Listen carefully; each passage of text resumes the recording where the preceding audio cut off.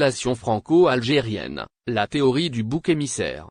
Alors même qu'Emmanuel Macron a essayé d'apaiser le pouvoir algérien, notamment pour solutionner une partie de la crise énergétique causée par l'invasion de l'Ukraine, il semblerait qu'Alger ne soit pas décidé à jouer l'apaisement. Puissance européenne et méditerranéenne de premier plan, la France paye encore les dividendes d'une histoire tourmentée et jamais résolue avec sa grande voisine du Sud. Le souvenir de la guerre d'Algérie s'est grandement estompé en France, mais il est toujours le mythe fondateur de la République algérienne, le terreau sur lequel ce peuple longtemps soumis à la tutelle de puissances étrangères a trouvé ses racines.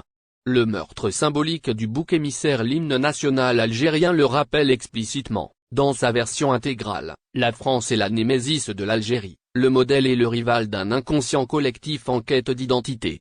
En élargissant la liste des événements où l'hymne sera joué dans son entièreté avec le troisième couple dit du Casamance, Abdelmadjid Tebboune signifie à la France une fin de non-recevoir et provoque directement notre diplomatie jusque-là passive. Ô France! Le temps des palabres est révolu. Nous l'avons clos comme on ferme un livre. Ô France, voici venu le jour où il te faut rendre des comptes. Prépare-toi, entendront désormais les Algériens pour toutes les commémorations officielles en présence de leur président de la République. Il s'agit là d'un retour au premier plan des fondamentaux du Front de Libération Nationale, FLN. Du reste, ce troisième couplet n'était auparavant joué que pour les congrès du mouvement et l'investiture du président de la République.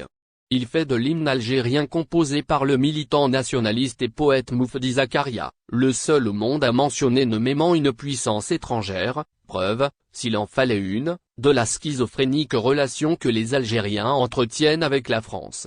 Quant à nous Français, nous ne parvenons à nous extirper qu'avec les plus grandes difficultés de ce chantage affectif.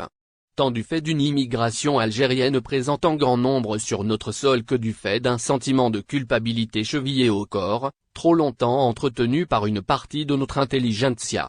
La relation privilégiée est pourtant un lointain souvenir, comme l'a rappelé à plusieurs reprises l'ancien ambassadeur de France Xavier Driancourt, notamment dans son ouvrage L'énigme algérienne, chronique d'une ambassade à Alger, édition de l'Observatoire.